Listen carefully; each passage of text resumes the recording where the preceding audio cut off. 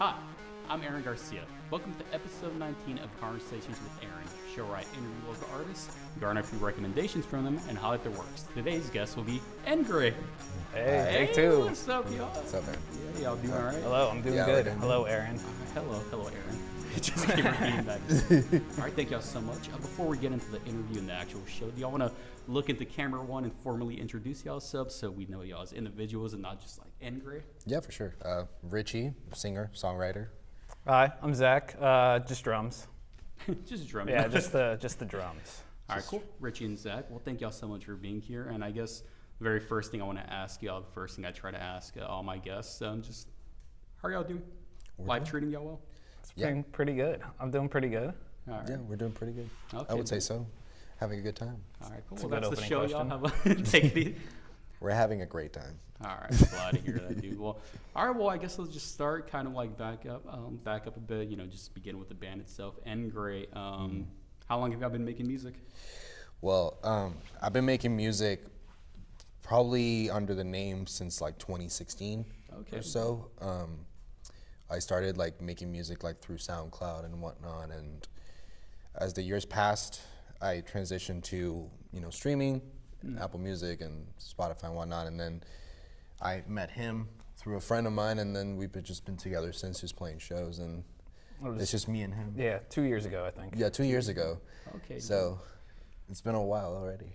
Nice, dude. Well, now tell me about the name Endgray. It's a very interesting name. What's the origin behind this? Did you go to one of those like name generators? No. Honestly, I wish it was, but it's even more cornier than it actually is. Oh, no. When I first moved to Texas, I was writing a autobiography, and I called it The Endless Gray, which is to me a name that I made up, which is the balance between both positive and negative. And I didn't want to just use that as a artist name, so I just shortened it out. So Endgray. So it's Endless Gray altogether. Oh, there was the original name too, or the Little Siggy. Oh, Lil Siggy. Almost. There's that one too. Lil Siggy was a contender for a while, but I'm like, nah. What do you like more, Endgray or Little Siggy? I'm gonna go Endgray. Yeah, I do love the idea that we're in a timeline where Endgray is the name. I wonder what the timeline is. Where Little Ziggy is. You're like a 7-time Grammy Award winner. Like Billie Eilish doesn't exist for some reason. Right. It's like this award goes to Lil Siggy. It just doesn't sound right. Right, it's hilarious. Well, awesome. That's not corny at all. That's really lovely. It's always nice kind of exploring the origin of names and whatnot. Because personally, I struggle with names, like creating things or whatever, so it's awesome. Always find that fascinating. And you said you started in 2016 with SoundCloud, correct?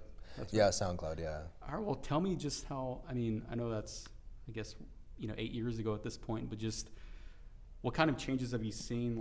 That's like the evolution, right, like SoundCloud. Like it used to be kind of a joke, like, oh, SoundCloud rapper, SoundCloud musician, but like now that's like, it seems like a viable thing, that, and like having your music on that or Spotify and whatnot. And what kind of changes have you seen throughout the years? When I started using SoundCloud, I was using it mainly to listen to like a lot of emo rap that was going on at the time, because that was like the big thing going on in SoundCloud in 2016. And I did join that roster of emo rap or whatever and started making the most corniest stuff ever. But as time went on, and Apple Music and Spotify became much more accessible to me, because I didn't know how to upload music to any of those platforms. I still don't.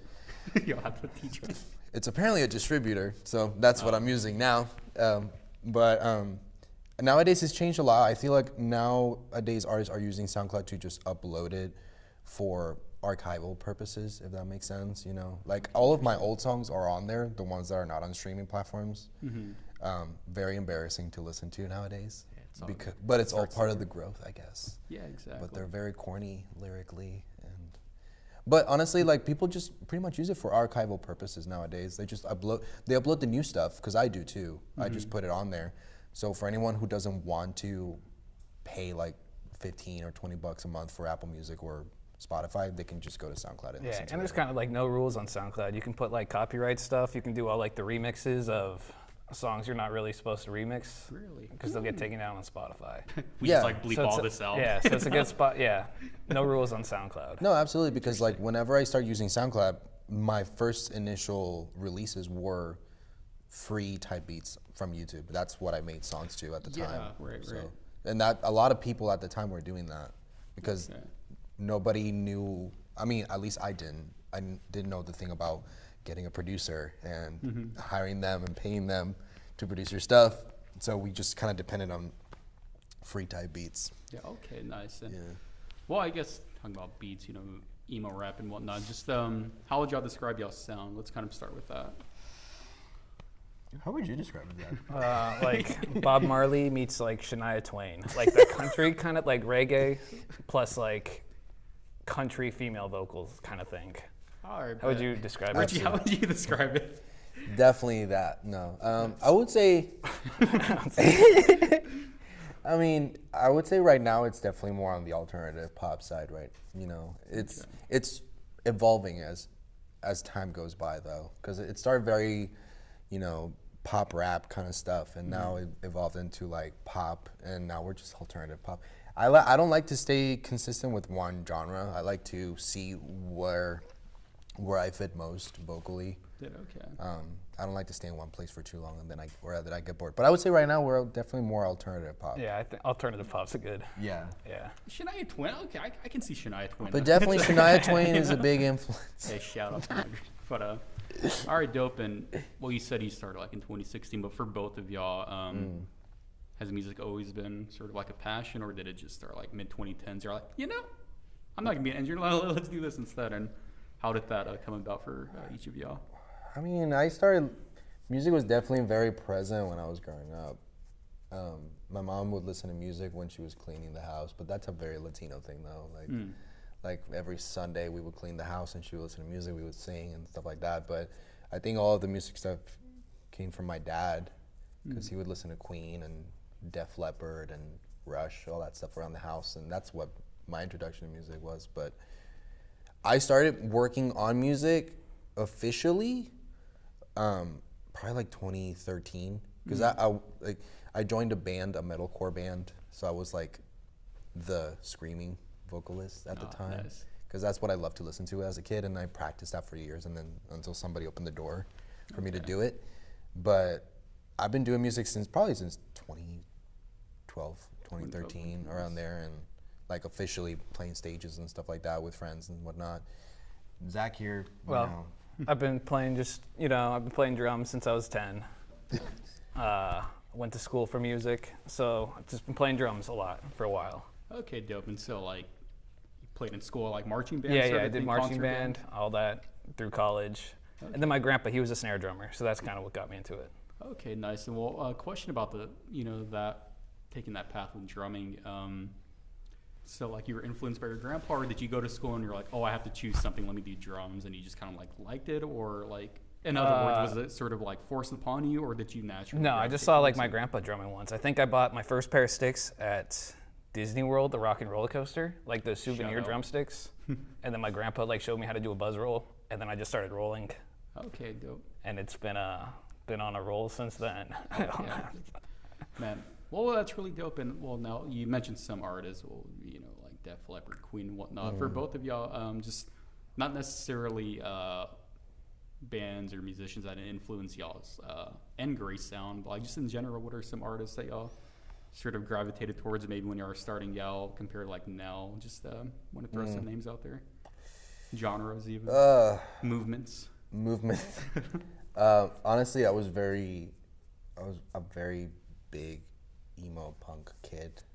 So I would say maybe it definitely started with like a lot of like Latin rock growing up, because I'm from Puerto Rico, so that was very huge back then. So pop rock, Spanish pop rock, and then Queen was very essential in my up and coming. But MCR, My Chemical Romance, Green Day was very prominent and very present. And then as time went on, the Jonas Brothers, Of course. as well. Gotta love, the Kings. Yeah. TV show and everything. No. Oh. not When a I think TV emo, show. I think Jonas Brothers. Exactly. Right. I mean, that was self-titled era. Right. But as time goes by, like the influences change, but I think it stayed within that realm of like Queen, MCR, Green Day, and the Jonas Brothers. Honestly, maybe even Lady Gaga too. Okay, I'm sensing a pattern. Like, because when I think Queen, when I think of My Chemical Romance, when I think Lady Gaga, I think like big, like almost like theatrics. As far like when they perform, it's Yeah. you know like. Does that ring true at all? Is that maybe why like that you gravitate towards them like because of that, or am I just Yeah, I mean- psychoanalyzing you for no reason? They're very they are very theatrical, especially in My Chemical Romance because their music is very conceptual. Yeah. And I would say Queen also in a way, but they're more theatrical. Like Operatic, Lady sort of. Gaga too, and MCR is more conceptual as well as Green Day with their music, and I like that. Like especially when I perform live during my shows, I like to put on a whole show and just do the most, weird stuff.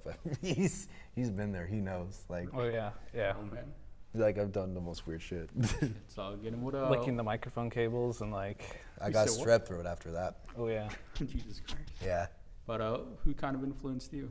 I guess when I started playing drums, it was like I was playing to like Red Hot Chili Peppers and stuff like that. Chad Green Day, Linkin Park, that kind of stuff. Nice. Listen to a lot of like drummer music now. Okay. Like, yeah, like Snarky Puppy, Animals as Leaders, that kind of just like drummer music. I thought you were about to say like Buddy Rich or something. Oh no. There's Turns some into good Buddy Whiplash. Rich though. Like Yeah. In a Mellow Tone, that's a great song. Okay, nice. Recommended. You know, I shouldn't have thrown out that name. And then, like, me knowing I don't know anything about Buddy Rich aside from that he was in drummer. You're like, Oh, yeah, I you know this song. shouldn't, Oh, yeah. He sang In the End. Oh, yeah, I like that song. But, okay, well, now let's talk about, like, performing and whatnot. When did you, like, when was y'all's, like, first, like, not necessarily as Endgray, but just as, like, you know, musicians. When did y'all, like, first, like, perform in front of people? If y'all can recall. 2013, I would say during the summer, I was playing with my first band, Time's Up, in Puerto Rico, and it was around the summer. It was our first show ever, after like months and months of practice and writing songs from scratch. Because at the time we were at the way we wrote songs was not like demoing them out like you would like in a studio. But now we would like just literally meet at this like huge like parking lot, and then we would write the songs there, and then we would play there, and then we would like play a show like in front of 200 people for our first show. Yeah, it was like That's cool. It's insane. And I mean that location is closed now, unfortunately, but it was a great location, and it was pretty awesome. And it was my first time like performing, and I've been like observing like a lot of my favorite performers, like how they move and whatnot. So that was pretty. Doing all those moves, it was pretty cool. Okay, dope.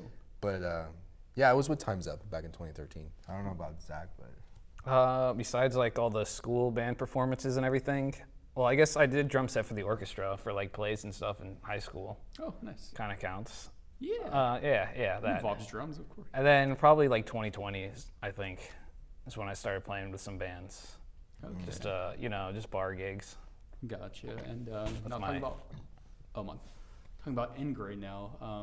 When was y'all's like first sort of like performance when it was like an actual serious? Okay, this is a band. It's called Endgray. We're gonna be performing. Like, well, our Here's the first show, our first show officially, because I was just releasing music through streaming, but our first real show, Zach wasn't around yet, unfortunately. It was on Silent Night back in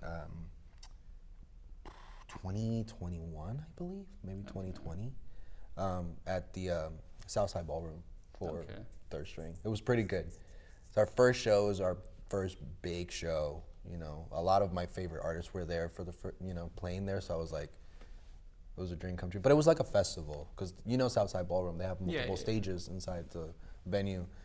But it was our first show. It was pretty sick. okay, I will remember that forever. like that. So when was y'all's like first like together? I guess when Zach joined. I think it was just like 2 years ago, maybe exactly 2 years ago. Exactly It 2 could years be ago. like today, 2 years ago, sometime in like July 2 years ago, I think. Okay. I think our first show together was the headliner. Yeah. Because I remember like, oh, like you can hire Zach for your set. And then I was like, sure. Yeah, we'll call it 2 years ago. Yeah, it We'll was say like, 2 years ago. Yeah, we played our first like I did my first headliner at Andy's.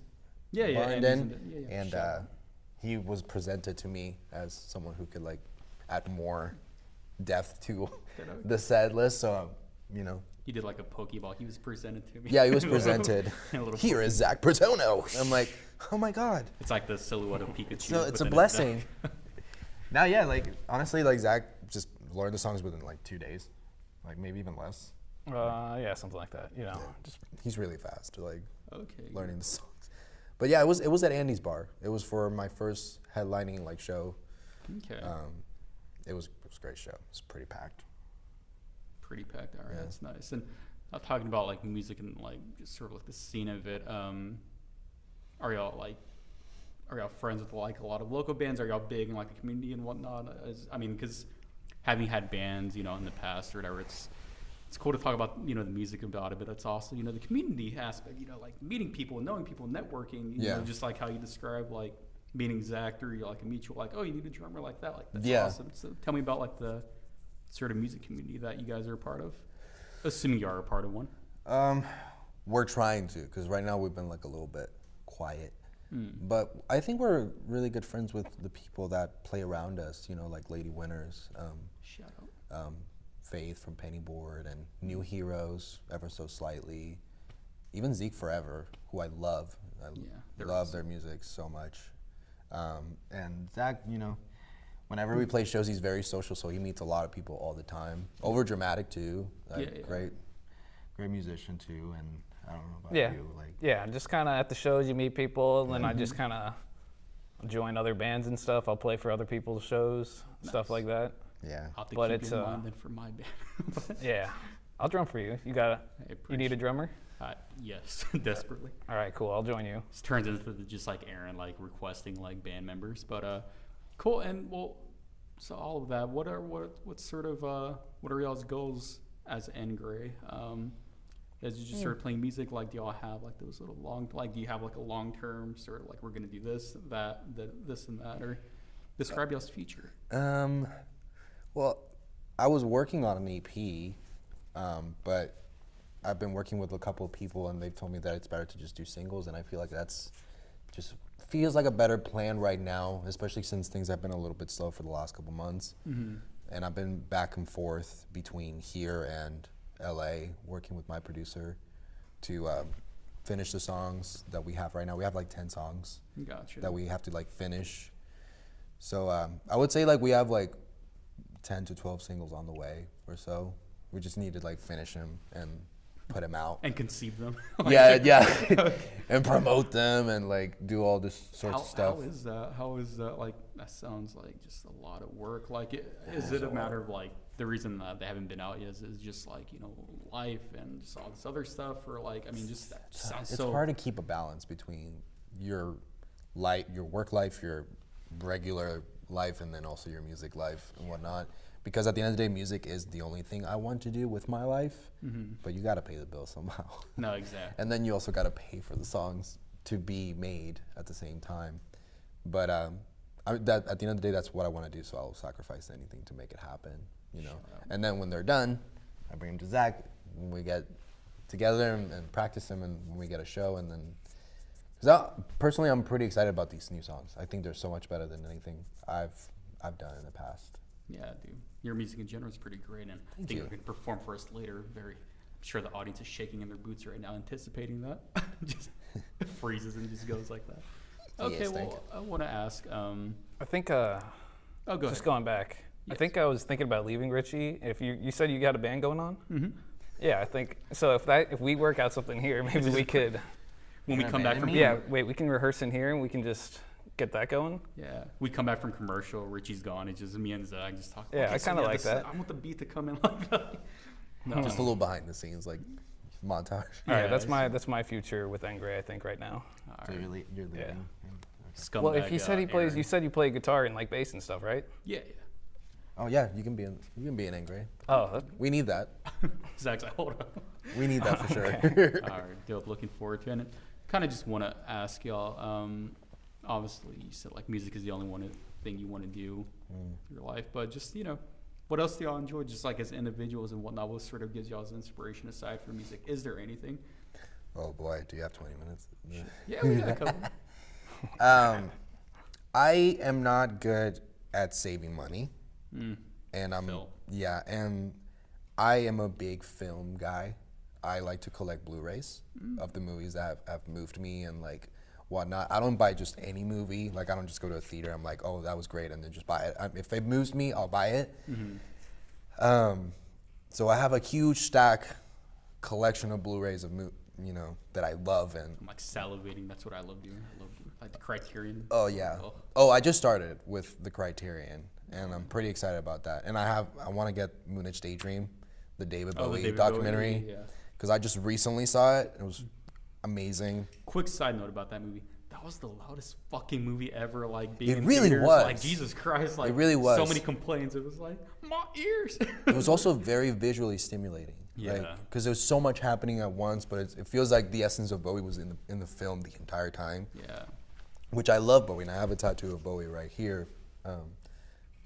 Aladdin Zane's like cover, like the Thunderbolt whatever And we'll have the thing. picture right here. Boop, to compare. Yeah, like it's one of my favorite tattoos. But I do have a collection of Blu-rays in my apartment, and I have everything in there that I love. And I have a good stack of A24 movies too, Okay, nice. because I'm that edgy. Okay, it's all good. How about you, Zach? Well, I'm a drum monkey. I drum a lot. Outside of drumming, I watched a documentary the other day on sperm whales. That was pretty interesting. Does that count as a hobby outside of drumming? Yeah, film watching. Yeah. Yeah, I guess. Okay, we'll say film watching then a little bit. That was yeah, we'll say that. Okay, dope. And I want to ask, we were a couple of minutes ago we were joking like the idea. Oh, Aaron joining it, but just there's two of y'all right now. Are we going back to me being in your band? Oh no, well, Oh, okay, never mind. during the to break we'll recruit talk. us. But I'm Yeah. curious, like, is this like as far as like the image or the image of Endgray, is it just gonna be y'all two? Do y'all plan on adding like the bigger y'all get, like adding more people, like to tour with or like to perform with, or We have the occasional guitar player. Yeah, you every know. now and then, yeah. But I think right now, for now, it's just me and Zach because we just have like a good vibe going. But we're always welcome to have someone else in our group if the vibe is right, and if we can joke around, and it's not just strictly business. I got you. Okay, You dope. know. Now, before we wrap up this interview, I want to ask about these images and whatnot. These are very lovely. Let's you. break down the ones on the left and right. When were those taken? Those were taken, I believe, like a year ago. A year ago, they were taken by my good friend and photographer, Skylar Eisenman, and she Shout out. is a wonderful and talented photographer, and she should do more photo shoots. So, Nice. Skylar. And then this paint. Centerpiece, yes. Yeah, the centerpiece was done by my cousin's partner, Anna. She is a painter, and she either graduated or still is going to UNT. And one day, this is actually like a reference to a picture that I sent her. I did a photo shoot, and I sent her the picture that this is about. And it was supposed to be like the cover art for an EP that I was doing at the time, which never came to light. Yeah. And she did it within like a month or two. Gotcha. And then it's one of my favorite pieces. And it's like this big. Is it? That's awesome. We just moved to a new apartment too, so we haven't hung it yet. I feel like it's one of those things where you just like walk in and it's like, he has a painting of himself. That's kind of, weird. They But look at the ceiling. There's a picture of you on the ceiling. oh my God, it's one of those guys. Oh. But I do want to implement this painting someday for some of the cover art or something for my music, because I just think it's beautiful. No, it really is. I feel like the snake is when I think of Slash or whatever. That was very out of the blue too. Like she one day was like, oh, like I want to separate your head and add a snake, And snakes are my favorite animals. So I'm like, go for it. It's coming out of my eye for some reason. And, You said for some reason. For some reason, yeah. Nice. I generally think she did a great job. So No, an amazing, phenomenal. Anna Lombardo. Hope I got the last name. Right. It's gonna I'll dub over it like the actual name. Here is her Instagram ad. Nice. I want to ask you the reason why. Well, one, I just want context on this, but the idea of a band sort of having an image or a brand and whatnot, and these are very, I don't know, they resonate and whatnot, and so is that something that either of you are consciously trying to do, come up conceptualize an image, or when people hear Endgray they think of a visual and whatnot? Is that something Yeah. that you think of in addition to like the music itself? I would say so. I always try to find like different concepts that I can add to the visual aspect of the name Endgray itself. I think I'm just trying to work through my insecurities of the things that I've been told in the past, like you shouldn't do this, you shouldn't do that, because to me it's too grand or too weird. But nowadays I'm like, fuck it. Right. Yeah. So I'm gonna do that, and I mean, you will see. I don't want, like, because everything that we are doing right now, it's very colorful and very energetic. But in my mind, I always want to do very horror-related stuff, but I don't want to do that too much. Okay. You know, so I want to make it very poppy and colorful, and especially nowadays because I'm very influenced by 1950s visuals, like Elvis and stuff like that, and so I'm kind of going for that route eventually. Not the hair, but you know, There you go. just the visual aspect of film and whatnot, and eventually implement Zach in the videos too. Well, yeah, we can put a picture of me up there too, I guess. Yeah. You'll be the snake. Yeah. That's not a bad. That's not a bad idea. Well, cool. Thank you so much for your interview. I mean, you know, we've known each other like peripherally, but this is the first time we're actually, you know, one-on-one. Remember seeing you at a bar randomly? Yeah, no, you came to one of my shows, or either we were at the same show, and then I was like, "Oh, Aaron," like, because I love your show. I generally do. I watch it. I like interviews that are lengthy. Yeah, just So, you know, I'm something like- put on the background sort of thing. The goal for this is like, you know, y'all become famous, and then like the true like dedicated hardcore fans will be able to like refer back to this, like, oh, their first interview was that show, and that's where they referenced this. This is our first interview too. Nice. Well, it's an honor. I'm glad I was able to host it. Well, cool. Well, thank y'all for that. It was you know, really great getting to know y'all more. And well, that does it for the first segment. I think we're gonna wrap up that one and move on to the second, which is some recommendations. Are you ready for that? Of course, yeah, we do have recommendations. Okay. Nervously sweats, I think. Okay.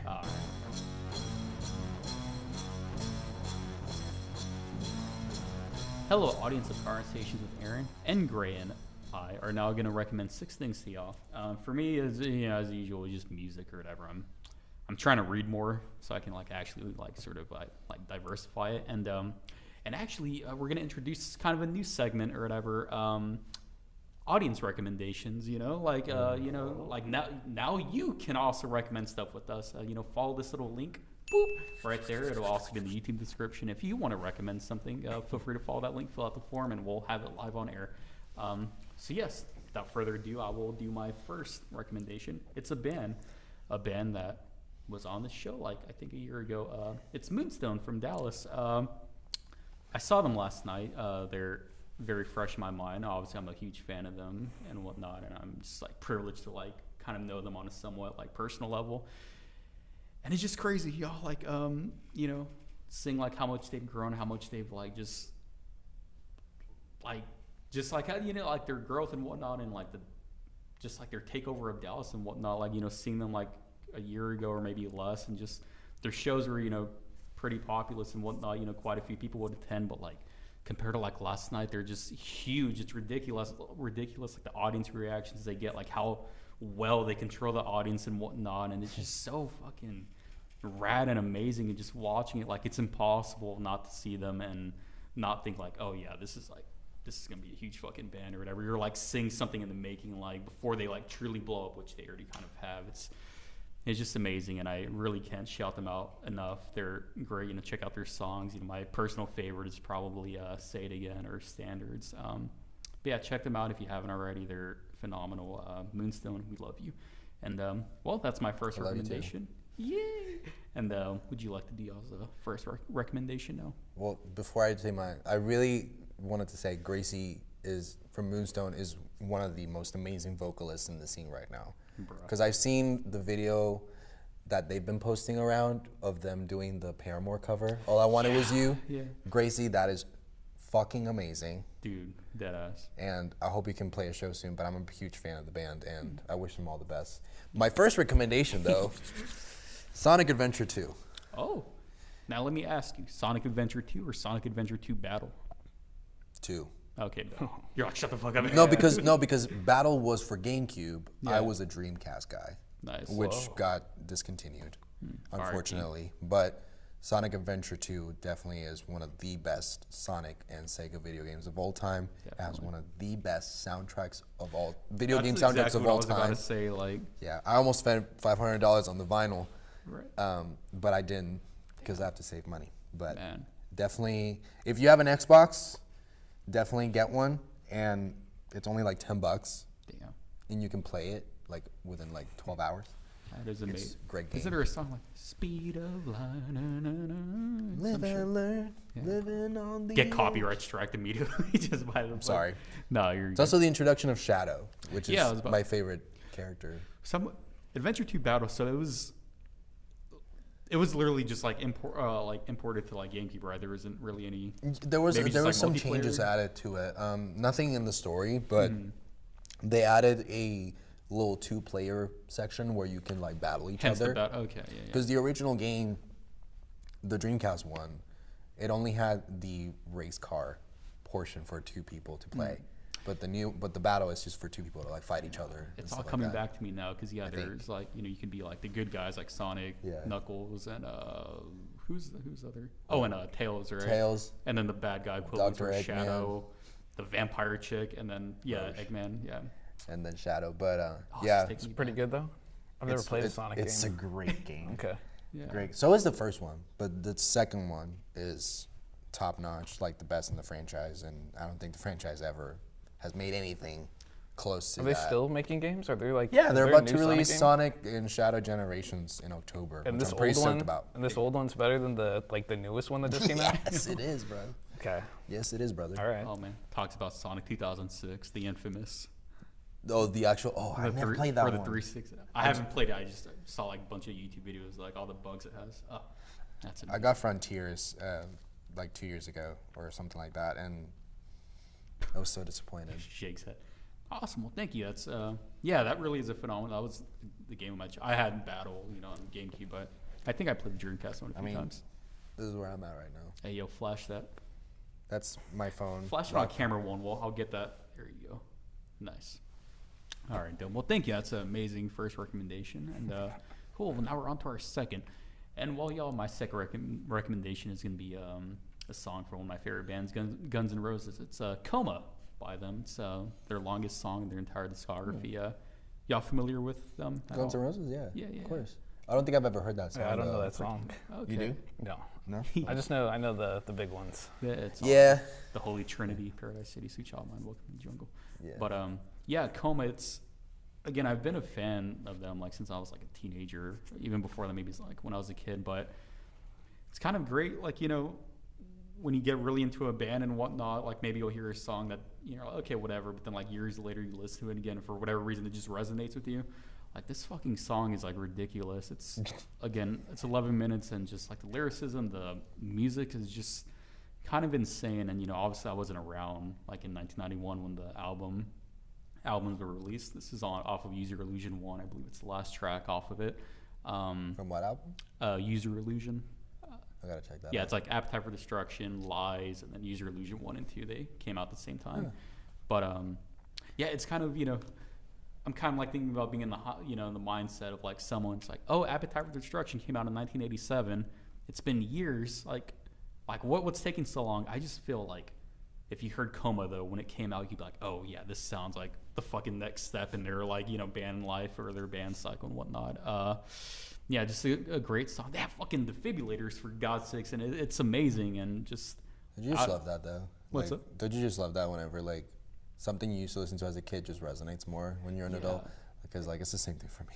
No, deadass. And like with this song in particular, like you struggle with like mental health or whatever. Because if I'm not mistaken, the song is like about like Axl Rose having like overdosed or whatever, and like when I think he was like almost like dead at a certain point, and like he was writing about that experience, the essentially like pulling away from life and whatnot, and like the comfort that he felt, and like the idea of just like battling with inner demons and whatnot, and yeah, so this shit just hits in a completely different way now or whatever, having grown up and matured and gone through ups and downs of life. And yeah, so check it out. Coma by Guns N' Roses. Don't be put off by like the runtime. It's like 11 plus minutes.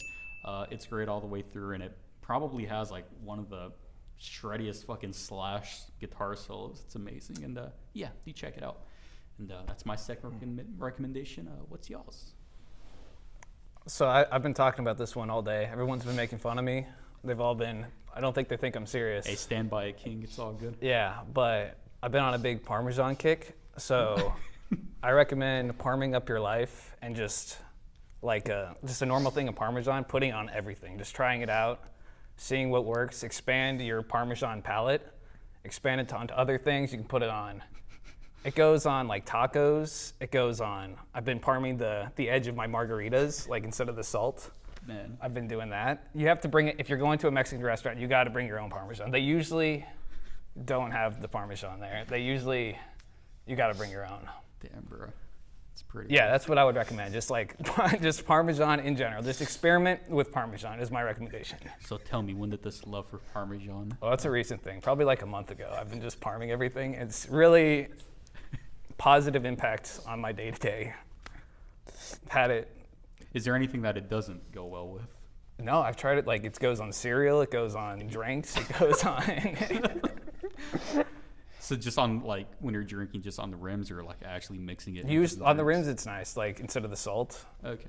Yeah. Garlic too. That's like, but yeah, but Parmesan. It goes well on garlic. Yeah, I don't know if you find something Parmesan doesn't belong on. I don't try again. I don't know. Wake up and stop drinking. Okay, dope. Did you just like have Parmesan cheese one day? Like, was this planned? Like, were you trying out different spices / cheeses, and you're like, oh, this is. How did this start? Like, What's the I don't know, origin? The prequel. I think it's just putting more and more Parmesan on my pizza and just kind of then realizing it almost stands on its own, Parmesan. Wait, what kind of Parmesan? Is it like the It powdery one? It doesn't matter. Like the great value Parmesan. It's the cheapest Parmesan you can find. Oh man. And, Chuck E. Cheese POV, Zach running in to grab the Parmesan Yeah, shakers. it's my Italian coming out, I think. Okay, dope. Well, that's lovely. Fair enough, cheese. It's lovely. But this is a random question. Are y'all pizza fans? I love pizza. What's y'all? Oh no, actually, I can't ask that fucking question. It'd be like an advertisement. I was about to ask, like, what's y'all's favorite pizza flavor? We'll talk about that off camera. Yeah. It's okay. All right, cool. Thank you. 2 recommendations now. 4 more to go. My next recommendation is going to be an entire album. It's "Don't Forget Me" by Maggie Rogers. I believe it was released earlier this year. Do y'all know Maggie Rogers? I've been wanting to listen to that album because I really liked her last album a lot. Yeah, that fucking album. And that album inspired a lot of the visuals for one of my Black and singles. white. That's awesome. Yeah. Wow, Maggie Rogers. I mean, what? She's great. Yeah, she's amazing. She's phenomenal. I had the pleasure of seeing her live in concert on May 31st this year, and I saw that on your story. yeah, I she was very amazing. jealous. Me and my partner, we were supposed to go. No. But everything fell through. Damn, things fell apart. No, that was like dead ass. Of all the concerts I've been to, that may probably be like at the top or whatever. I'm seeing Mitski in September, so Mitski has a lot to live up to. You know, like you better see her on Friday the 13th, September 13th. I have to tell my partner to go. We can go all go. Bro, You want to go to Mitski? What? Oh, I'm sorry, I wasn't paying attention. Something about Parmesan. Oh man, Mitski and Parmesan. I don't know what Mitski is. I'll go though. I'm down. all right, it's great. But I don't know what Mitski is. this album though, just like all the songs are. I'm gonna actually have to pull it up. Well, you can. I want to listen to it. Like it's. I think I heard her first single from this record. It's pretty good. Yeah, Forgot like the name of it though. just the entire thing of it. Like, I mean, it's kind of hard to talk about the album without talking about the concert because you know it was the tour for this album and just seeing like the control she has. And I know the first song I heard from her was "Love You for a Long Time." If that might not be the actual title, so boop, just in case, you know, I'll pop it up here or whatever. And just like she's taken over the world by storm. It seems like she's like so fucking huge. It's crazy. And I mean, as you know, longtime viewers of the show know, like I've already recommended like a bunch of songs by her off of that last album. That's Where I Am and Want One. I recommend I think like twice each on this show. That's Where I'm so good. Yeah, just yeah, this album, every song is pretty amazing. The opener is phenomenal. The title track, Don't Forget Me, is great. And just so much about it. I Still Do is a tearjerker. It's so beautiful. It's crazy seeing, you know, you hear the album and then you see it live and it sounds the exact same live, like vocally. It's like, holy fuck, like this is Yeah, you know that's how you know she's a great performer too. Yeah, dude. But she's an amazing songwriter. Like it's Yeah. crazy. It really Especially taking all that advice from Pharrell and everything. Dude, that you know? video is like everything where she's just like, Being judged by Pharrell. yeah, and then he's just like, And then he's like, yeah, he has that like this is face. it. He's like, it's like, oh, very good. But yeah, just, check out Don't Forget Me by Maggie Rogers. Check out Maggie Rogers in general. She seems like a very lovely individual, and she puts on an amazing show. And yeah, that's my third recommendation. What's y'all's? I would say the Sam Raimi Spider-Man trilogy. Nice. That's more movie related, but I feel like that whole trilogy, like I used to be, not anymore. I used to be a huge superhero, like nerd and whatnot. Same. But Spider-Man has always really been very close to me personally, especially that trilogy, because it just feels very theatrical. And on top of that, it just feels like the average Joe kind of storytelling.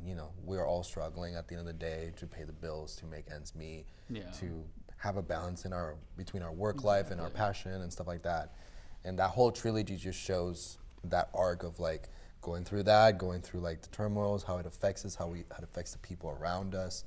And Sam Raimi is such a genius for those three movies. Yeah, like the filmmaking of it. Yeah, itself like it's just so good. And it's something that I don't see anymore in superhero movies, and that I have it on Blu-ray, all three. And as much as people hate the third one, try again.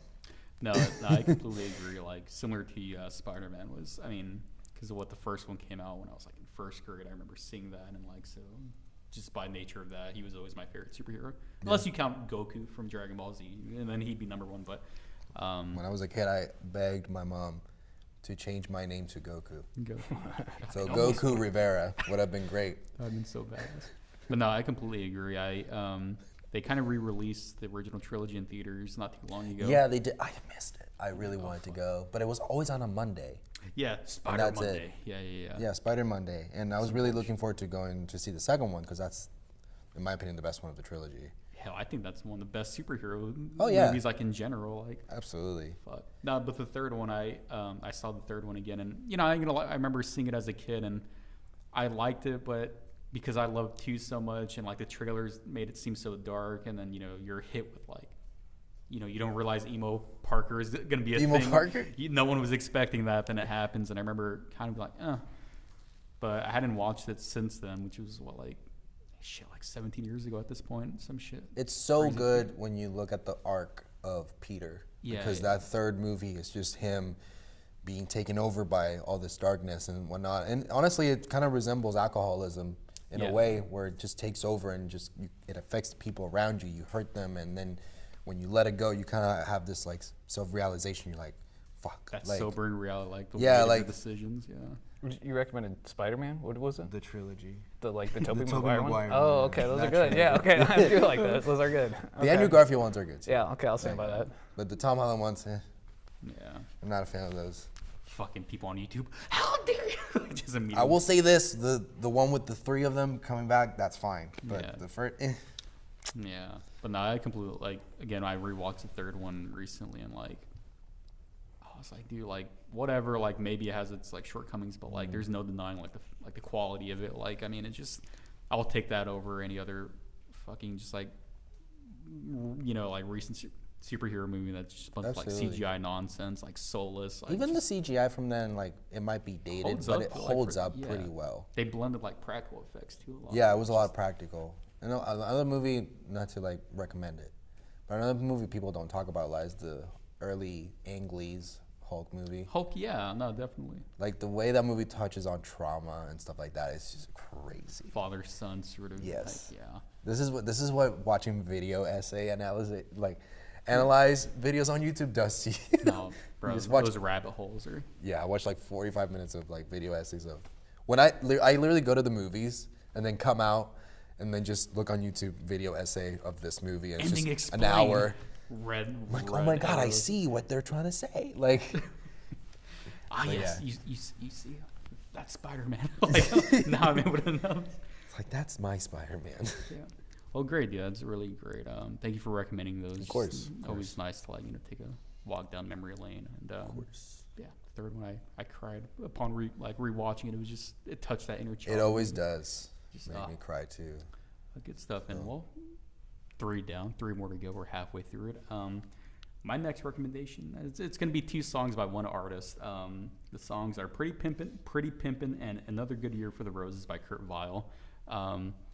Kurt Vile, yeah, it's so funny. Like, years ago, like 2014, 2015, 2016, I was at the mall waiting for a friend to come, and I was in a music store. I was looking at all, like, you know, a bunch of albums, a bunch of vinyl, and there was a Kurt Vile and Courtney Barnett album that, like, they recorded together, and I remember just, like, holding it. I was, oh, this looks pretty cool.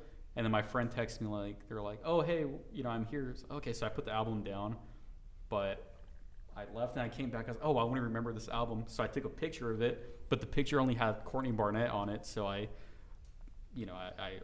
discovered Courtney Barnett through that. I never knew who the other person was, but in recent years, I've discovered Kurt Vile, who's a phenomenal musician. His voice is, like, amazing, and these 2 songs in particular are just so. Are you familiar with Kurt Vile at all? No, I have not. No. Okay. Please send me like a playlist of your own. Oh, I got you. Like Speaking of that, I need to do a Spotify conversations with Aaron playlist and have all. That'd be so sick. That'd be so. Why haven't I?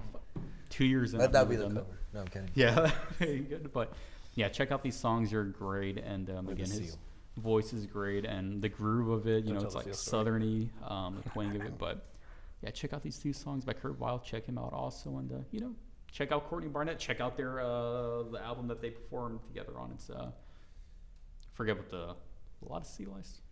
I don't know. Either way, check out these musicians. They're phenomenal. That is my 4th recommendation. And what is y'all's?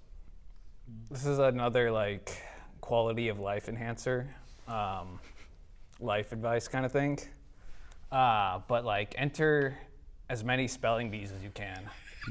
Most people think they're only for kids, and the ones I found are definitely only for kids. But, like, if you're trying to, it's like tough because they're run by schools typically, so you have to, like, enroll in the school.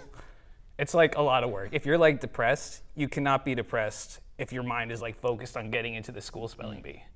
It's like there's a lot of work into, like, making yourself look like a kid to get into the school. Like 6'5". Like, you got to do the reverse mustache disguise. Like, I got to hide the mustache, and then it's like on top of that, it's like stressful just like preparing for the spelling bee. It's like I'm getting nervous, like just trying to, like, how do I spell this word? I'm not very good at spelling, but ever since I started entering these spelling bees,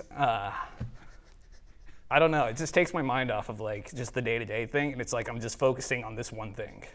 Nice. How like these spelling bees that you've entered, like, have you, like, meddled at all? Have you got No, not at all. But I get, you know, they're annual, so I'm still trying every year, but that's what I would recommend. Just, like,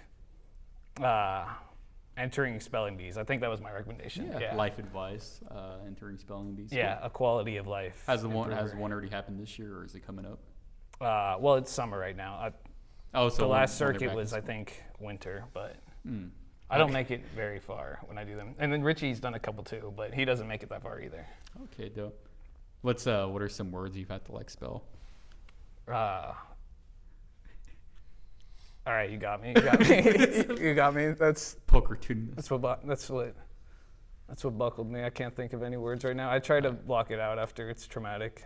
No, you're to just get deadass. I remember actually being in spelling bees back in the day, and it was like always so fucking hard, like just like being in front of everybody. Did you do something? You like competed in spelling bees as a kid? Yeah. You get kind of far? No. Oh, okay. Yeah. A word I have to spell, I think, was like myopic. Like, I think it's like Myopic? Yeah. Now it just threw me off right there. I think I said M-I instead of M-Y, but yeah. They try to they do tricky words. Yeah. But, this seems like a theme of, revisiting our past or whatever, and, like the Spider-Man movies, Coma by Guns N' Roses, spelling bees, so, just rediscovery. It's been a very, like, going back to the past kind of week for me, at least. Because, like, just the other day I watched Starship Troopers. It's a good movie. And Babe. Damn nice. And those are movies that I've been watching since I was like 7, 8 years old. Starship Troopers. When I watched it, that was like the first like extremely fucking violent movie I saw, but it was I was awesome. watching it with my girlfriend. She was like, "Your mom let you watch this?" She was cleaning the house. She didn't know. Damn. So it was very R.I.P. gory. Dizzy.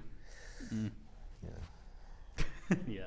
All right, cool. Well, thank y'all so much for the fourth recommendation. Now we're on down to our last two, and my next one, my fifth recommendation, is going to be "Sweet Disposition" by the Temper Trap. Do y'all know this song? Sweet Disposition. Yeah. That is. That's I have that song on my soundtrack of my life playlist. That's exactly. Which, by the way, honestly, like that's one of my favorite songs because it also shows up in 500 Days of Summer. Yeah, exactly. And the very sad montage of him like recovering his life, you know. Yeah, it's just I don't it's know a it. great song. You Like, never seen that movie? It's It's a great a movie. good movie. Recommended. good movie. Okay. I'm gonna talk to you more off camera about this, but it's so weird. If you go on YouTube and like listen to this song, so like there's a version on Spotify, you know, on some YouTube videos. But if you look at like one of the music videos that has like them actually like kind of performing it, it's like pitched lower or something. And I don't know if like that was the original and what we're listening to now is different. It's so. I wonder. Yeah, it's so weird because I listened to that music video and that's how I kind of remembered hearing it. But then I was on Spotify and again, it's like pitched slightly different. And so now I'm like the sort of Mandela effect. I'm like, wait, which is like the original one that I grew up with? It sounds super different. Like both not of like them. like when you put them side by side, it is very noticeable. It feels like the music video one, like it's slowed down, or like like it's Very church-like. But Disposition. yeah, it's very weird. So I don't know which is the original. Maybe y'all could help. Maybe it's just whatever. And on a side note, Mr. Brightside by the Killers, where y'all. Yeah, that Okay. that song is very popular. Yeah. It plays a lot at emo night too. Yeah, the thing about that is like I don't know if y'all know the version that doesn't like it starts, but his vocals don't come in until like after the drum, because you know the way it starts, it's no, and then Yeah, the guitar. his and vocals then- come in and then it. But Isn't the it- version I grew up with doesn't have that. It's do do do do do, and then the drums come in. It builds, and once the drum fill happens, then his vocals come in. It's very strange. didn't- Yeah, so I guess there's like two versions, but I might have to check that out because I know the only version yeah, where it just comes in. yeah, exactly. That was perfect. But anyway, I kind of got off track. But yeah, it's just spooky, kind of digital streaming. You know, the idea that like Spotify doesn't have some like Lana Del Rey songs that I like, or some old, it's kind of There's weird. a couple deep cuts out there that are not out yet Exactly. by Lana. Yeah, but I want them. Want them now. that makes me think. Okay, but yes, Sweet Disposition by Timber Trap. Yeah, like you said, perfect song for like the soundtrack of your life. It's great, and I was just like kind of rediscovering. I'm like, man, I feel like this song should still be like it should be like on par with like Mr. Brightside, where it's playing fucking everywhere. Yeah. But yeah, I don't know. If you haven't heard it, please do. It's great. The chorus is just great. It's gonna make you feel like you're infinite, sort of thing. And yeah, so check out that. That's my fifth recommendation. What is y'all's? Ugh. I'm like stuck between. You know what? I'm just gonna say it. Go ahead. Oasis. Let it out. Okay. Oasis, like the band. Any Is that Wonderwall? Is that band? Yeah. Oh, okay. The first three albums. Definitely Maybe, What's the Story, Morning Glory, and then Be Here Now nice. are the best three Oasis albums. That Britpop boy was oof. It would have been nice It to was be so alive during that. like I've been on a kick with them for years. Like it just doesn't stop. But I think it's one of the best like underrated bands of all time. I mean, they were at the top for a long time in the 90s in the UK, even though they never did a full tour in the US. They only played like one or two shows in LA, and then that's it. Yeah. But they're so underrated, so underappreciated. Especially Noel Gallagher's Flying Birds or whatnot project. Great. So good for songwriting. Yeah, just sort of like songwriting is like really just sort of great. Like I've been listening to them a lot because like one of the things that I want to be better at is songwriting, and Noel is an amazing writer. didn't he like record the first album for them? Didn't he like produce the whole fucking thing, did. which is kind of crazy. He did. And while the mixing is not great, it's still good. Like it's just loud. And Yeah. the second one's obviously much more better. That's the second one has "Don't Look Back in Anger," right? I think that's my favorite Yeah. song by them. Yeah. Yeah, that's my favorite song. The by first them. album just has Supersonic and Live Forever, but the second one, Slide Away, I think is the name of the song on the second album. Okay, Great. We'll confirm. But I would say this: the one song I recommend from Oasis, "Don't Go Away." Don't go away. It's on the Be Here Now album. If you have a significant other, recommend them that song. Believe me, they will never leave you. Really? Champagne Supernova, is that Oasis also? That's Yeah. Oasis. Ah, okay, Yeah. okay. It's a good song, It's a great song too. All right, but good I would band, say good Oasis. band. man. The other one I was gonna say was Pacone, but you know, I want to keep it Oasis. That's all good. Well, Tony. cool. Well, yeah, great. And they're still not like Liam and Noah are still like beefing, right? They're not like. Apparently, they're not beefing anymore, from what I've heard. And they're Nice. playing, not together, but they're playing on the same day. So there's rumors going around that they might, you know, work it out and do a reunion tour or something. I would love to see them before they, you know, at least Retired. once in my lifetime. Yeah. Because they were so big, and you know, a lot of people only know Wonderwall, which is fine, you know, but they have a really good discography if you really like just sit down and listen to it. The same thing with Michael Jackson, because like I just got like 3 to 4 Michael Jackson records, and they're all great, like all of them. It's like, especially Dangerous, Yeah. great album. Oh, shout out MJ, man. Man, well, it'd be nice, you know, people watching this in the future, like years from now, maybe they did have a reunion tour. You know, that'd be nice. So let us know down in the comments, like 5 years from now, if that indeed did happen. That'd be nice. If it happened to you, let me know. Send me a letter. Yeah. And At send this me. address that Yeah, no please. longer exists 5 years from now. Please. All right, cool. Well, thank you so much for that. Oasis, great band. And well, we're down to our last recommendation, and I'm gonna go on a sort of.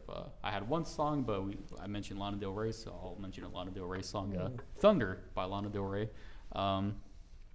Absolutely great, phenomenal track. Guess it's one of those things that like I'm not like I like Lana Del Rey, but I'm not like I don't know like every single thing about her. So you know, take this with a grain of salt. The information I'm about to spew out.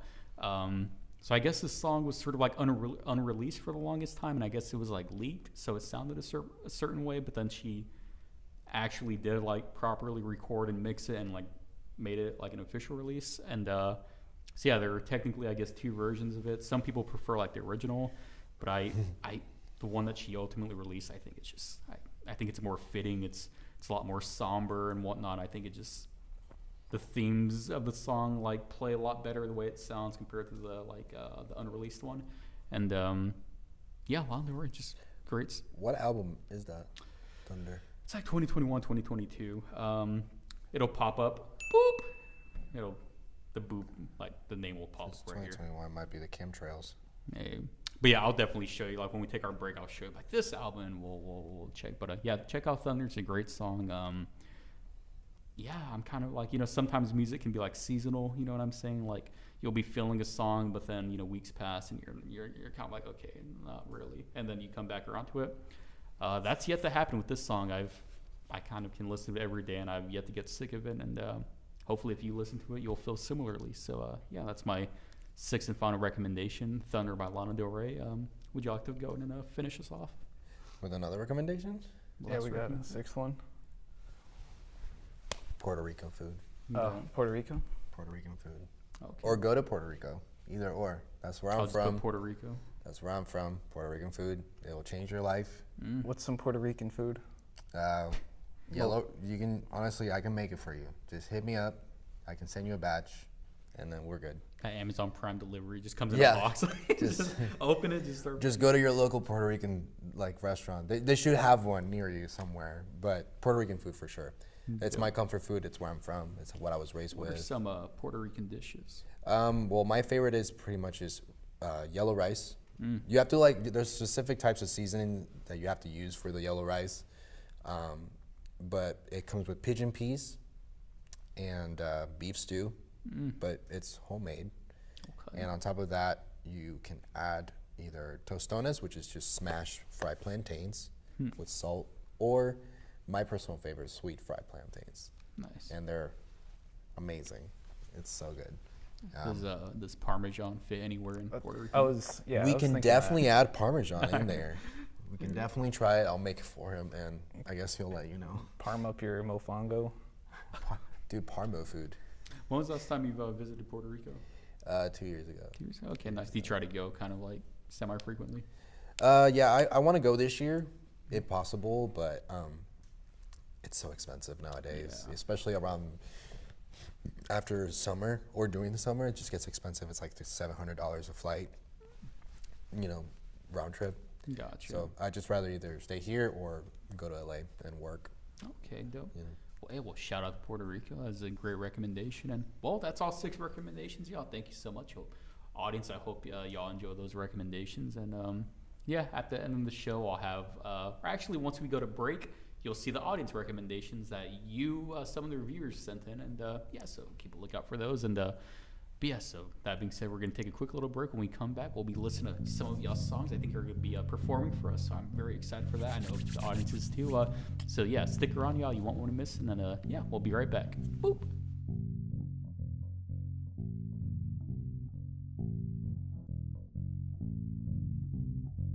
It's probably best you recommended the Puerto Rican food before I started recommending. What were you gonna recommend? The Avatar one? I was gonna either say that or don't write hot checks.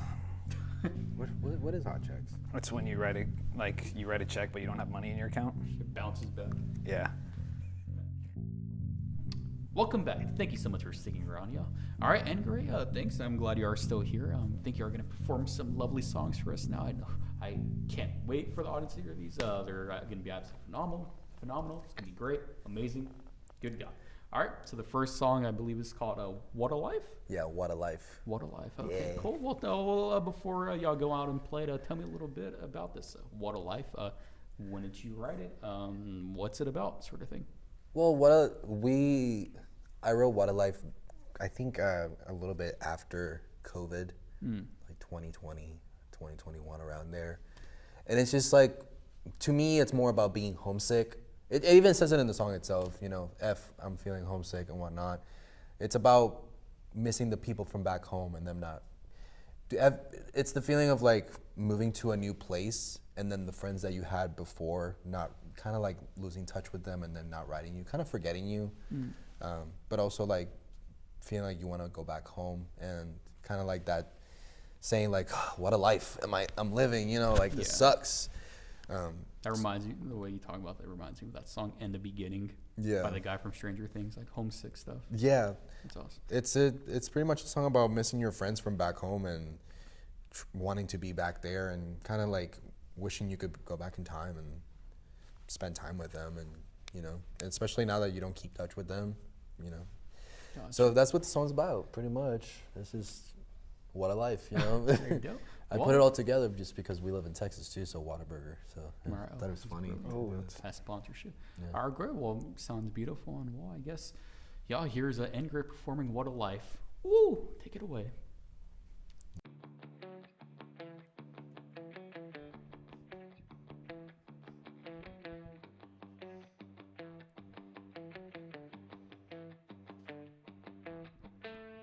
It's getting too cold in the summer, but I remember the rain and cigarettes. Now I'm getting too old, it's a bummer, but I spend my lonely days on the couch with my enemies. I don't wanna be like that, getting lost in time like Samurai Jack, too late. But I wish that I was stronger. What a life to be so fucked up when you're not home. Goddamn, do you think about me? Yeah, it's been like feeling really lonely, lonely. When I come around, it feels so sweet, like a daydream, my paradise. Goddamn, do you think about me? Yeah, it's been like feeling really lonely, lonely. When I come around, it feels so free. Fuck, I'm feeling homesick. Gray clouds all around me. When I wake up in the morning, it's a new day, but it's not home. Barcelona nights, drinking whiskey, light of blunt. We can get so high at the rock show. I remember all the times I used to break down, getting lost in the lights of my own town. Now I'm all alone, what a small town. What a life to be so fucked up when you're not home, hey.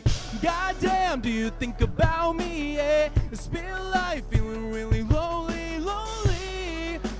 come around, it feels so sweet, like a daydream, my paradise.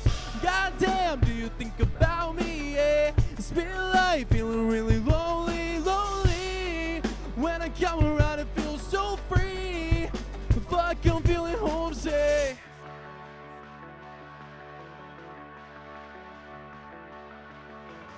Hold me close, don't let me go. Just don't forget me. Hold me close, don't let me go. Just don't resent me. Distance kills me deeply. Things just keep on changing.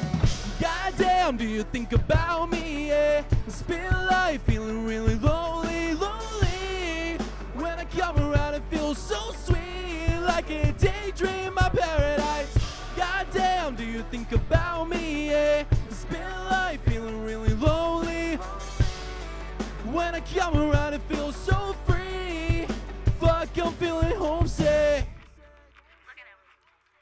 You're ugly. I'm better than you.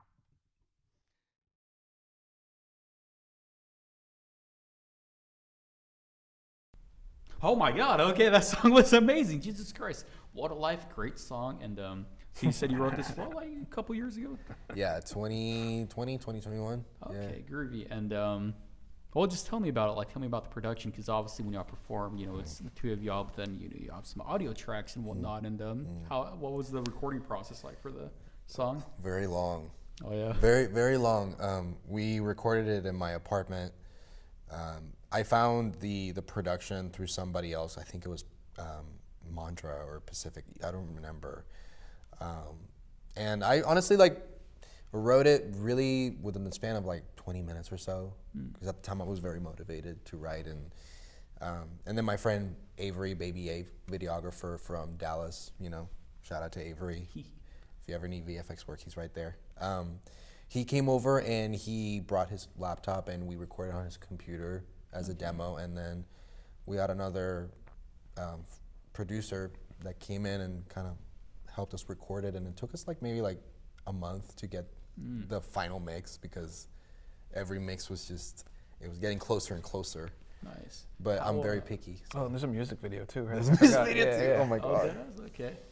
All right, well, that kind of addresses a question I was going to ask later. But asking about that, you know, the idea of kind of kept getting, it was getting closer and closer and whatnot. Like the final product that we hear that y'all performed, that y'all do perform, is it when you first conceived it, you know, writing in those 20 minutes, is it pretty one-to-one? Was it close to what you originally had? Or upon recording it, did you make any changes, revisions that you suddenly think oh, this would sound better, or we need to add this? How close is the final product to the? It's pretty close, honestly. I mean, we handled it with what we had, if that makes sense. But it was pretty close, because at the time I don't know anything about production, and the person that I was working with at the time was still learning also to mix and produce and do it well. But I think we got pretty close with the song, at least what I envisioned it and how I wanted it to be. Yeah. Maybe one day I'll do a remaster or a new version of it, you know, because it's such a very punchy song. It's one of my favorite songs. A Nightcore version probably soon. A Nightcore version, Okay. Alvin and the Chipmunks version. Bet. But it's one of those songs that just kind of, it hits home to me. It's one of my favorites. People sing it at the crowd a lot. People sing it back at shows a lot. That's what I meant to say. I got you. And so who was so were y'all together at this point when this? No. Oh, so no. All right. We haven't even met, and the person I was working with at the time didn't even meet him yet.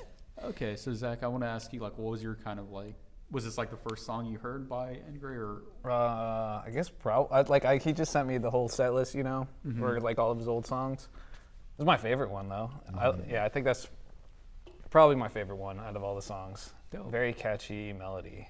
Got you. And so the drums, did you simply just when you performed live, we just saw, did you simply just learn the drum track? Did you add anything? Did you bring any personal flair to I had a little bit, but I mostly just kind of followed the track, because you know there's 808s happening, and if I'm just putting kicks in there without the 808s are with the bass line, so if I'm just throwing in my own kicks, it just kind of sounds, I don't know, it'll get muddy. So I try to stick kind of close to the original A little extra stuff, a little bit. Gotcha. All right. And well, speaking of like set list, where does this usually appear when y'all perform live? Is it opener, mid, close, encore? Like, where do you kind of like having it? It's honestly at the very beginning, like not the first song, but it's like maybe like second, third, around there. It's third. It's always third, yeah. Because we like to keep consistency of like using the hype ones first, maybe like a couple slow ones in the middle, and then maybe like a Perfect Mistake as the last one. Then okay, Yeah, which but- we'll hear in a little bit. Yeah. Okay, great. And like those 20 minutes when you first like wrote it / like conceived it, I suppose.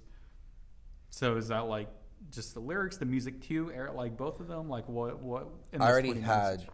had the music before, but it was unfinished, you know, and I like to have the music first and then write to it as I go along. So I was already, you know, pacing back and forth in my apartment, just writing it in my head and then putting on my notes.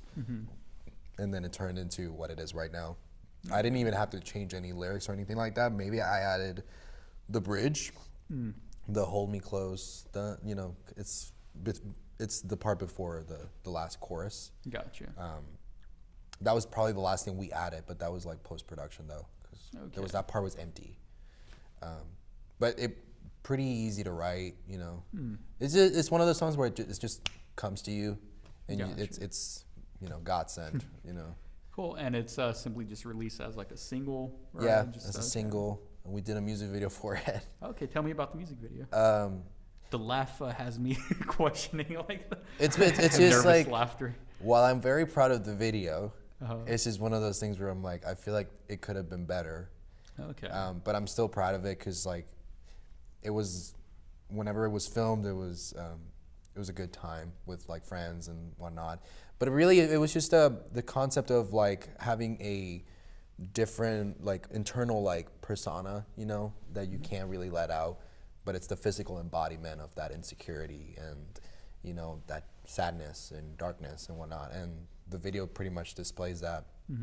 Me performing in this abandoned house that we filmed in Dallas. It was pretty like abandoned and wrecked. Apparently like tornado like ran through it. It's already torn down. Oh. And the character of the figure, which is like this character with like a turtleneck, a leather jacket, and a spiked mask. We should have brought the mask. I should have brought the mask. Come back from commercial. Yeah. Just spike mask. Okay. It was a good video shoot though. Filmed also by, you know, Avery, Baby Ave. And that was my first video with him. And it was a good time though. Like, Okay. it's still on YouTube. I'm not gonna take it down anytime soon. I'm wearing a Jonas Brothers shirt on the video, so that's even more funny. All right, it's perfect. And Yeah. about the recording process behind it, who all, like the personnel involved, like who all, were you recording everything yourself? Like, No. was like producers jumping in or like? Yeah, it was me as a songwriter, and we had Armando, who used to go or still goes by Nights for Athena, and then my producer at the time, Marcelo Tigris. Okay. That's his artist name, and it was just the three of us, but really it was just me and Tigris working on the song, and then we would send it to Armando for like consultation on like the mixing, like what do you think? Does it sound better? Do you think we need to adjust certain volumes in the song? And that was pretty much all we did. And honestly, the vocals were filmed in the closet of my apartment. Right, I'd say you do. Like- Like, no, Yeah, so it was pretty easy, like small little circle of people working on it. what was that moment that like, if you could describe the moment like when you kind of like were content with like, okay, it's done, it's finished. Like, he said it was about a month, right? Like the entire like. It was bittersweet. Bittersweet. Because it was filled with Bittersweet. excitement, and because I already had a song out before, like on streaming, but that was to me my first official release, feeling very confident about what I'm making. Because the first one I released was Band-Aid, and it's very emo rappy, but it's still like the most popular song, like out of everything, and it's the only emo rappy song I have on my discography on Spotify. But What I Like felt like more like an actual introduction to who I am at that time, or who I was at the time. So once it was out, we went to Andy's, Cool Beans, Cool beans, shout out. and they played it, at the bar, and we celebrated. Met a couple people that are friends with us now, and it's really nice. I don't know. I'm really proud of that song to this day. I don't think it's a song that I'll ever leave my set list. Like, Okay, nice. it's my favorite. So is Zach's, apparently. Yeah. Well, tell me what Zach, like, what kind of resonated with you when you first heard it? Like, what about it, like, kind of made it your favorite? Was it, like, the lyricism, just the music itself, like the drum part? Like, what did you gravitate towards? I guess it's the I'm not a big, like, I don't know. Lyrics kind of just don't, like, register in my brain super often. So I guess it was just the music, I guess, yeah. It's a catchy melody, though. It is very, like, it just gets stuck in my head. Which is something I always aim for with my songs. I write so many songs, but if I don't see that song being like sung by other people, like I want my songs to be earworms. Gotcha. And that was like the first one to me. So I was like, that's the one. It's gonna come out first. Okay, good shit. So yeah. Nice. Is that And your so- first song? Not as Endgray, but Wait, did Band-Aid come out first? Band-Aid come out first. Oh, okay, never mind. Unfortunately. Okay, and like I want to ask, like, so you mentioned like the idea of like maybe like remastering it, or you already have a music video. Like, is it done? Is it just like it's released? Like, is there anything else like you'd want to like do with it? Like, aside from recording, like make another video, anything like?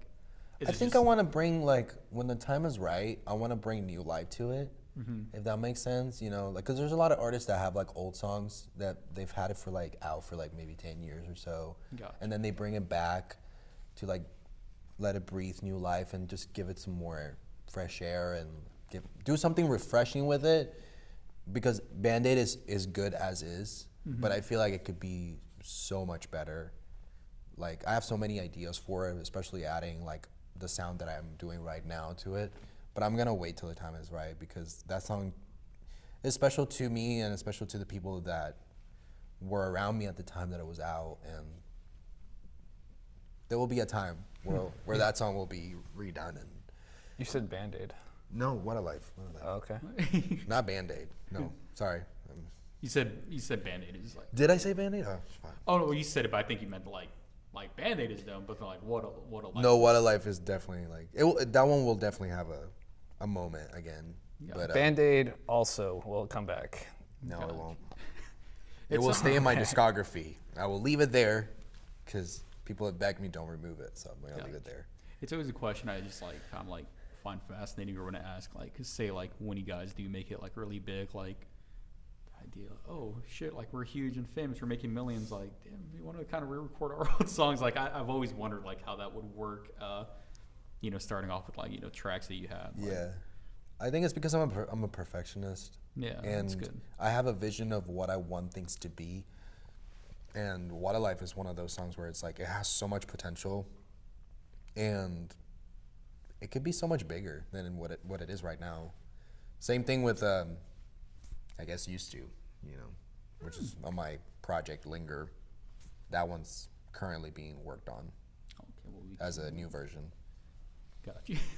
Okay, great. Well, What a Life, dude. What a song. Jesus Christ. song. Absolutely great. Any last comments on it before we see y'all perform y'all's next tune? Yeah, go stream it, learn it, and then the next time we play a show, we better see you singing the chorus. with us. Zoom in on y'all's face. You better. Please. Please. Okay, great. Well, thank you so much. That was a fucking great performance. Both of you are excellent you. musicians. It's amazing. And okay, well, tell me, about this second song. It's called Perfect Mistake. Yeah. Okay, all right. Yeah, Interesting Perfect title. Mistake. Yeah, is this it came after What a Life? Yeah. Yeah, What a Life came out in what? 2021? 2021. 2021, and then Perfect Mistake came out in November. It's my most recent single, and it's a much more personal look into my life right now. Because I like to write conceptual stuff. We talk about concepts and stuff like that with MCR and stuff like that, and that was something I was exploring when What a Life came out. But I wanted to write something much more honest and how I perceive myself, and Perfect Mistake was that song, which is why the artwork is me as a child, made by me. Artwork will appear right here. Boop. And it's a song about wishing you could go back in time and take a different path or fix some stuff along the way that probably affected how you are currently. And, you know, because I'm pretty sure everybody in their life gets to a point where like, where did everything go wrong? What could I have changed in the past that, you know, could have changed where I am right now, you know? And that's one of those things where you kind of just reminisce on that all the time, and instead of living in the present, which is what matters the most. Exactly. And I tend to live in the past with a lot of anxiety, so I wrote that song about that pretty much. Okay, man, that resonates with me. I'm sure it resonates to like everybody out there, like you said. I think everybody can relate. So first up, thank you for sharing that. And I guess y'all ready to perform it? Yeah, we're down. Let's go. All right, cool. Here's Endgray performing "Perfect Mistake." Whoop.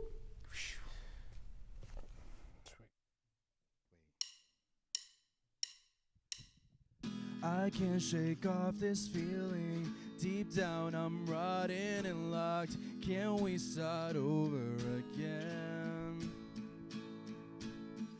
I'm questioning your reasons to stay, but is it enough? Can we start over again? Tell that you're afraid I'm not the mess I once became, and it's okay to take a break from all your friends. Let them ask you what they say, you know, request for me to change, but don't pretend you find a way, but not today.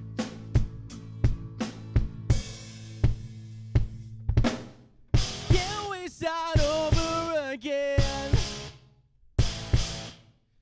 Can we start over again? 'Cause I know I'm not okay, so we'll replay. I need the fix in my head. Can we start over again?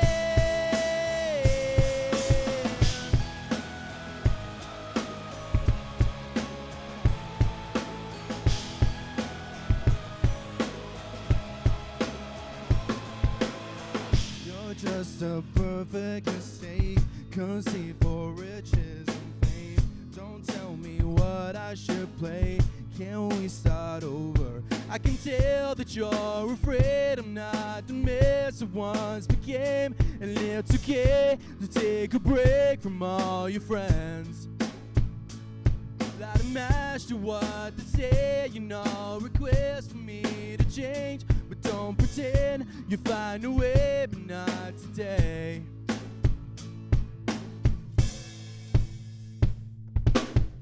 Can we start over again?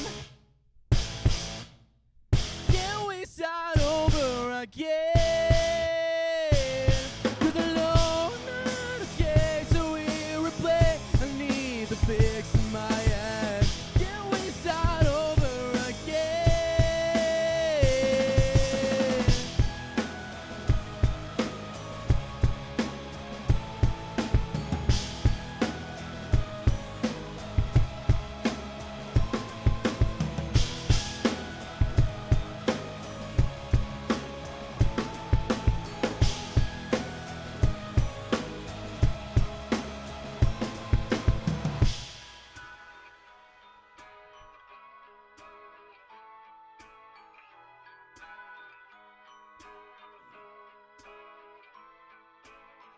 Can we start over again?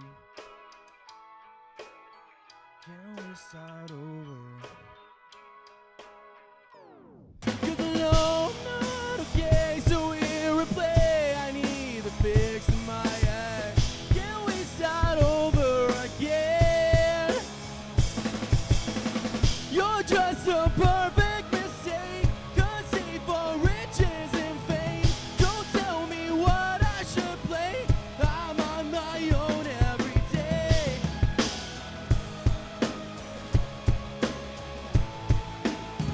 Can we start over again?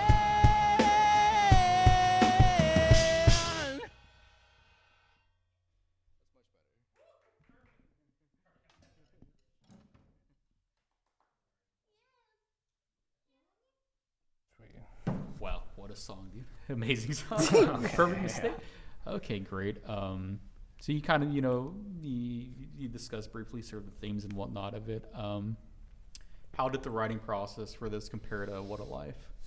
Well, the writing process for this one was very different for What a Life. I wrote this song like maybe 2 years ago on guitar with voice memo, but Nice. the voice memo that I did was just guitar, and the lyrics were already written, but the melody was just only recorded in my mind, if that makes sense. It was No, only yeah, I here. get you. And I started working with my current producer, Evan Yoshino, and I flew him out to Dallas and to record just a bunch of songs. Don't Stay was included in that list, which is out right now. And we went through, he was only there in Dallas for like 4 days or something like that, and we recorded like 3 songs like that in 2 days. So we had 2 more days left. And he was like, do you have anything else? And I was like, nope. I went through my voice memos and I found the guitar. And he's like, oh, this could be so good. And before you know it, it became Perfect Mistake, and it was the one song I was obsessed with the most out of the songs that we did. And it just felt more, it felt like a way of like releasing myself a little bit and out of the cage, be like, this is who I am. And it's one of my favorite songs that I've done to this day. Yeah. And it's an introduction to the new era of stuff that's coming. Out of the 10 songs or 12 songs that I told you about earlier, this is the book cover. Okay. I guess it makes sense that this one's more rock and roll because you wrote it from the guitar part. Yeah. And usually you just kind of find like the tracks online, like the hip hop tracks, and this Yeah. one's more rocky. I guess that's probably why. It's a step away from the past stuff and actually having someone work hands-on on all my songs, and that song took a lot of time to fully get it mixed and add all the production stuff that was on it, like the synths and Yeah. Was there any like one specific component that was like really hard? honestly it was honestly the mix. Mix up. It took a while. It took like at least maybe a month or 2 Damn. Okay. because we were back and forth between him mixing it and then finding someone else to mix it until we finally got the right one. And I like to do this thing with my mixes where once I have the final mix and I feel like it's the right one, I like to show it to either Zach or my partner or another friend, like, what do you think? Like, what could be better and blah, blah, and they give me notes. And You then, listen to it all like different, like yeah, I like to, headphones, speakers, car, like yeah, I like to do all that. But not only that, I like to get the opinion from someone from the outside, because at the end of the day, they're going to be consuming it. So I want to know, like, what do you think? What don't you like? What doesn't sound right to you? And How's that been? one, Like, have you gotten like a lot of constructive like criticism yeah, in that way? especially with the last 3, Perfect Mistake, Hush, and Don't Stay. But Perfect Mistake was the one that I was like very careful with, because I'm like, this is the most personal song I've ever written. Yeah. You know, everything else is just more about heartbreak and love stuff. This is more about me. So that one took a while. Okay, dang, I bet. But What shout out was to that? Evan Yoshino for working on it. Though. Yeah, shit. Yeah. Zach, how was it when you first heard it? Like, so y'all knew each other at this point? Yeah. Yeah, Okay, yeah. So how was that in like, you know, like, were you kind of like witnessing like the development of it, or did you just see like the final product? No, yeah, I saw it from the beginning, but no, it's definitely just like, it's more rock and roll. It's more alternative rock. That's cool. All the other stuff is like more hip hoppy poppy. I was trying to. Poppy, poppy. Okay. Yeah, no, I was And then- showing him the mix. I was showing you the mixes. Yeah. I saw all the early stage mixes. Nice. And good you said stuff. like you go to Zach and your partner like for Yeah, like, of course. advice, and like did you offer anything? Did you like give any like critiques or like, oh, maybe do this or try that? Like, I think you did on the drums. Maybe a little bit. Yeah. I don't remember. I like input. Like, if there's one layer of sound that is not clicking for somebody, I like to listen to it multiple times and then bring it up to Evan and see, like, this could be less louder or, you know, lower, whatever, you know, like, just adjust it more. And this is a really special song, okay. for sure. Probably recommended like dubstep growls or something. When you send me the first mix, that's usually what I recommend. Yeah. Okay, great. But yeah, it's the introduction to the new stuff that's coming. It's gonna be crazy. It's gonna be energetic. It's gonna be very cherry flavored. What an introduction that is. Good God. Yeah. And talking about it, you saying it being like the most personal song and whatnot, was that like easy for you to do, like to get like really personal? Did it take some? I was going through a lot at the time when I wrote it, because it was one of those things where I always deal with internal dialogue that is always on the negative aspect, if that makes sense. Nah. And that's always the thing. But I'm trying to work through that right now. And at that time, I felt like that song was very important for me to write. That's why it says, I can't shake off this feeling, deep down rotten and locked, which I have rotten tattooed right here on my with a Band-Aid, because that's how it feels all the time. So this song felt like more like a step in towards healing a little bit. Okay. So, but and the other stuff is just more of being more confident. I got you. And crazy. The lyrics. So you said, like, taking back the voice memos, guitar. You had like the lyrics here in your head and whatnot. Was there an evolution at all with the lyrics? Like, did you already have the words, and are lyrics easy for you to write, or? Yes. I'm so jealous. Fuck. Lyrics are so hard for me. No. So here's the thing, with Perfect Mistake, the entire song was written on guitar for sure, and the only thing that was written for the song initially was just the verses. Oh. And then the chorus was actually written for another song that never really made it. But then when me and Evan got in the studio and started making it, we were looking for a good potential chorus. And then that chorus just like reappeared in my mind. I was like, oh, I remember writing the chorus for this song. And then we tried it. It just fit perfectly with the flow. It felt like it was meant to be there. And because like that other song that I had, you're just a perfect mistake or whatever, I didn't have verses for it at all. So it was like, So crazy. it's like the pieces like fell right into place It was the perfectly. university. Yeah, it was awesome. Yeah. Like, I cried a lot writing that song. Yeah. Well, funny you say that. It's called Perfect Mistake, but like upon you like describing the process of it, sounds like anything but. It sounds like it was perfect, like lightning in a bottle sort of thing captured. It wasn't a mistake at all. So Yeah. Awesome. Shout out for making it. Shout out, for getting personal like that, and like being willing to do that. When y'all perform this live, just where is it on the set list typically? It's the last one. The end, yeah. Yeah, it's the last The one. encore. Yeah, it's the encore. Okay. Yeah, at the trash can ending. Yeah. It's the best one. The first time we played it live, the guitar strings broke. You really? Yeah, you remember? Yeah. With Joseph. Yeah. And what string was it? Like the low E? Or? Yeah. I don't know. He was going for it. It was. He was still going. Oh, fuck. It's like the show's still going on. I'm like looking at him like, okay. Great. And for this, so y'all have a music video for What a Life, but is there anything for Perfect Mistake? No, there isn't. No, there were plans for sure at one point, but I think we're gonna save it for the new stuff. Okay. I think this one was more of my way of healing, so I didn't want to like advertise it with a video, like. So the new stuff, I just want to show the more confident version of Endgray instead of the more hurt Gotcha. version of that, So, just a few words. So this new era, you saying it's the mark of like a different era, a new era of Endgray. So just a few words, like what is that era going to be? What can we like expect out of it? It's very energetic. Energetic. It's very fast. It's very dancey. Nice. And very cherry flavored. Nice. Oh yeah, you literally And just said a very couple minutes chemical, after. kind Romance. of, chemical cherry kind of vibe, Okay, dope. But yeah. Curious with you, you mentioned that energetic dancing. Like, is the audience in your mind at all? I know you get like feedback from others, but like when you write stuff, are you kind of like picturing like how the audience is gonna be reacting, like when you perform it live? I always come first, and then the audience comes second. Nice. Because at the end of the day, I think the audience opinion of my songs is very important to me. Like, I don't want to write songs only for the audience. I want to write songs that make me happy. Definitely. And something that makes me feel aligned with my path, if that makes sense, with what I want to do. Like, for example, Hush, I wrote that for the audience. Like, that one's very dancey, clubby, something Zeke loves a lot. You're right. That's awesome. Zeke Shout out Forever is Zeke. like favorite song of mine. But I do think about them during the mixing process. Gotcha. Where like, oh my God, they're gonna love this. They're gonna love it.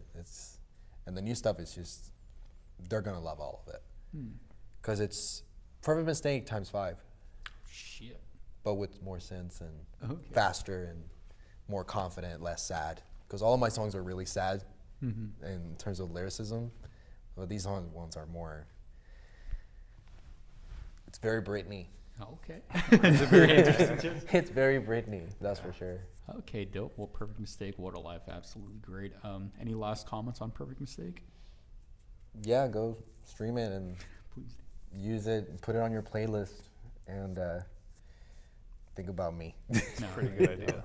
Zoom. I don't, you have something to say? No, I just yeah, I agree with that. That was a good idea he had about streaming it. I thought Yeah, spit in there. What a novel concept that was. just go to your rectangle and just put Perfect Mistake on a search bar, any search bar by Endgray, and then you're good. Bet. Well, thank you so much. Well, Endgray, we got, the interview y'all, get to know y'all. Y'all recommended some amazing stuff and whatnot. Got to, hear y'all perform 2 phenomenal songs. And, well, shoot, I think that just about does the show and whatnot. I mean, thank you so much. Amazing guests or whatever. Feel a lot closer to y'all and hope this is the beginning of something, nice between them. We're starting that band. Oh, yeah. I forgot. Yeah, How could yeah. I forget Yeah. that? And you're auditioning for Endgray too as guitar player. Yeah. I'm gonna fill that shit with. All right, cool. Well, thank you so much, Endgray. We kind of wrapped up the songs. Any closing comments you'd like to give to the audience? Thank you for streaming and supporting my music or our music, and there will be shows in the future, but be on the lookout for new music, which is gonna blow your mind. And thank you so much. All right, bet. Endgray, gonna blow y'all's mind, guaranteed.